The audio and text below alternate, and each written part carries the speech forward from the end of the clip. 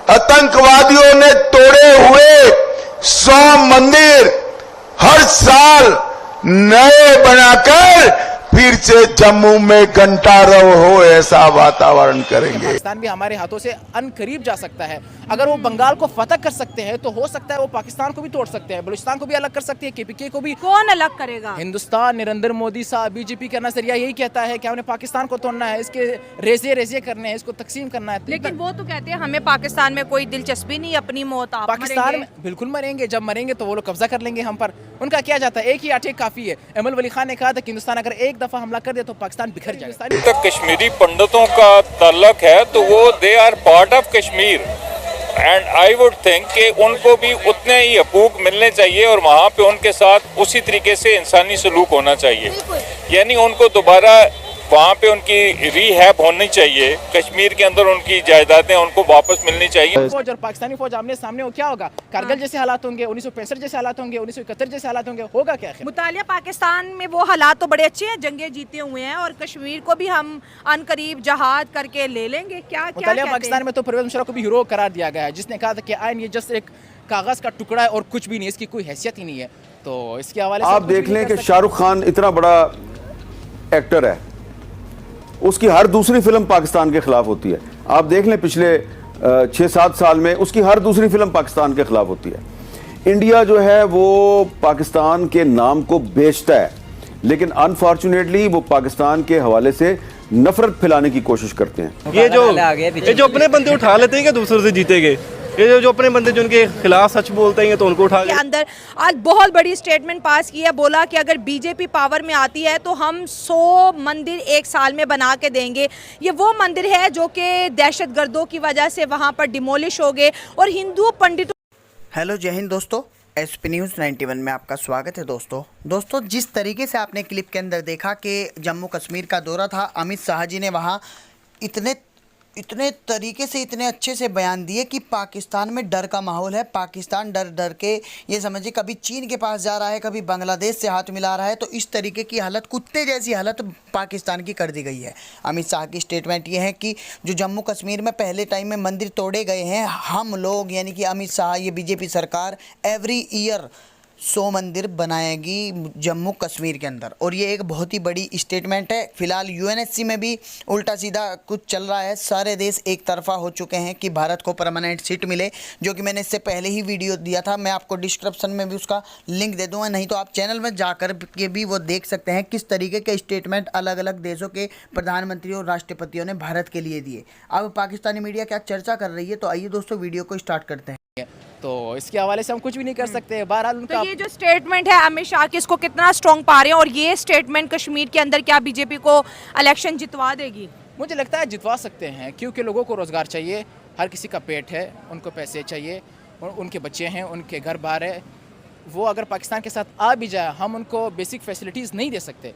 अगर इन कश्मीरियों को हम फैसिलिटेट नहीं कर सकते तो उनको क्या खा करेंगे? तो मुझे लगता है हिंदुस्तान के साथ ही रहना उनके लिए बेहतरीन। हमारे पास कुछ नहीं। जब हम हिंदू की बात करते हैं तो वो कहते हैं कि कश्मीर बनेगा हिंदुस्तान और इस तरह की बातें वो भी करते हैं। सेम पिच पे दोनों स्टैंड करते हैं। बट पॉइंट ये है कि जब आप हज़ारों साल पीछे जाते हैं तो ये वही जगह थी जहाँ पर हिंदू और मुसलमान दोनों एक साथ रहते थे, जहाँ पर हुक्मरानी थी हिंदू और राजा की।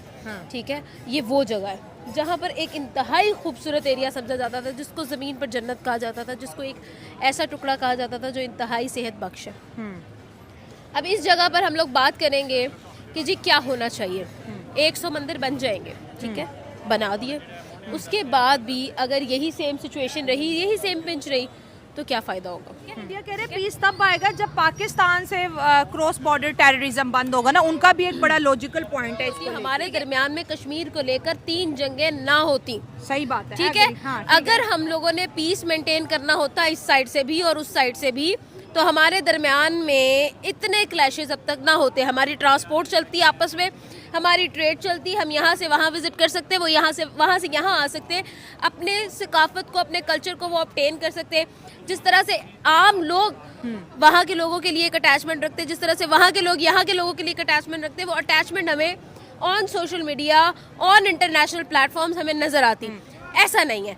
क्यों नहीं है? क्योंकि हम लोग कहीं ना कहीं दोनों साइडों से कुछ ऐसी चीज़ों में घिरे हुए हैं जिन चीज़ों में आप पॉलिटिकल एस्पेक्ट्स देख सकती हैं, जिन चीज़ों के अंदर आप और इंटरनेशनल एस्पेक्ट्स देख सकती हैं, लेकिन बहुत सारी चीज़ें। पाकिस्तान का तो अब कश्मीर का मुद्दा बड़ा वीक हो गया ना। अब तो पाकिस्तान की देखिए- बड़ी बड़ी पर्सनालिटी कह चुकी है कि हम कश्मीर का केस हार चुके हैं, दुनिया में भी, OIC में भी एंड यूनाइटेड नेशन में भी। और तभी तो इंडिया खुल के खेल रहा है और वो कह रहे हैं कि हम इसको जैसे यूनियन टेरिटरी भी बना सकते हैं, इसको एक प्रॉपर स्टेट भी बना सकते हैं। और कश्मीर के लोग जम के वोटिंग भी कर रहे हैं ना, मतलब वहाँ पर एक तो प्रॉपर डेमोक्रेसी आ रही है, डेमोक्रेसी के साथ डेवलपमेंट भी आ रही है, डेवलपमेंट के साथ आज वादा किया कि हिस्ट्री भी रिवाइंड होगी। देखिए, अब इस बात पे आ जाते हैं कि हमारा स्टैंस वीक क्यों हो गया है, हाँ और उनका स्टैंस इतना पॉजिटिव और इतना स्ट्रॉन्ग क्यों है। हाँ दिस इज़ बिकॉज वहाँ पर आपने फैसिलिटेट किया, दिस इज़ बिकॉज आपने अपनी इकॉनमी को ग्रो कर दिया, दिस इज़ बिकॉज आपने जितनी बेसिक फंडामेंटल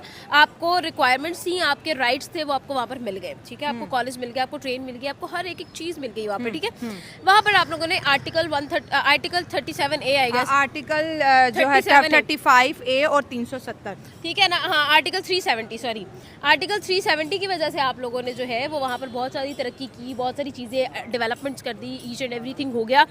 उसके बाद हुआ क्या, आप लोगों को पता चल गया, ठीक है, आप लोगों ने एक विजिबल चीज़ें दिखा दी कि भाई हमने ये करके दिखाया है, हमारी इकोनॉमी स्ट्रॉन्ग है। डिप्लोमेट्स कश्मीर में सर मुझे लेट मी फिनिश प्लीज। अच्छा, आप लोगों ने इकोनॉमी को स्ट्रॉन्ग कर दिया, आपने हर चीज़ तो वहाँ पर कर दी है। जो चीज़ एक बेसिक रिक्वायरमेंट, एक बेसिक आपको विजन देती है कि भाई हाँ ये चीज़ें हमने on ground, on paper, on field करके दिखाया है। ऑन दी अदर हैंड जब हम यहाँ के बात करते हैं पाकिस्तान की, तो पाकिस्तान में जो कश्मीर है उसका वजीर आला तो आकर रोता है इंटरनेशनल प्लेटफॉर्म, वजीर आजम रोते हैं। एग्जैक्टली, वजीर आजम सॉरी रोते हैं आकर, वो कहते हैं कि भाई ये जो बजट हमें पास किया गया है, पर ईयर का बजट जो हमें दिया गया है, ये बजट तो काफ़ी ही नहीं है हमारा मुल्क, हमारा एरिया चलाने के लिए। कश्मीर के पास तो बेचारे के पास बिजली खुद बनाता था और अपनी बिजली महंगो दामों खरीदता था। और वो हमें याद है कि 11 मई के बाद किस तरह से हंगामे हुए वहाँ पर। आप इस चीज़ को समझ रही हैं? सिर्फ फैक्टर जो आप कह रही है ना, हमारा मतलब जो हमारे जो सो कॉल्ड गवर्नमेंट है कश्मीर में कि हमने कश्मीर को आज़ाद किया हुआ है। माय पॉइंट इज कि आपका स्टैंस इंटरनेशनली इसलिए वीक है क्योंकि आप इंटरनेशनली वीक है, आपकी इकोनॉमी इंटरनेशनली वीक है, आपकी पॉलिटिकली आप इंटरनेशनली वीक रिप्रेजेंट हो रहे हैं। आपकी बात आज आप देखिए, आज की मीटिंग में मैं रिप्रेजेंट करूंगी, कल की मीटिंग में आप पाकिस्तान को रिप्रेजेंट करेगी। पिछली मीटिंग तो गई घास चढ़ने, वहाँ पर अगर कल जयशंकर ने आकर अपना स्टैंड रखा था, आज भी जयशंकर ही आकर रखेगा। उनकी वहाँ पर पॉलिटिकल स्टेबिलिटी जो है वो उनको इतना बड़ा एज देती है कि लोग उनकी बात सुनते हैं।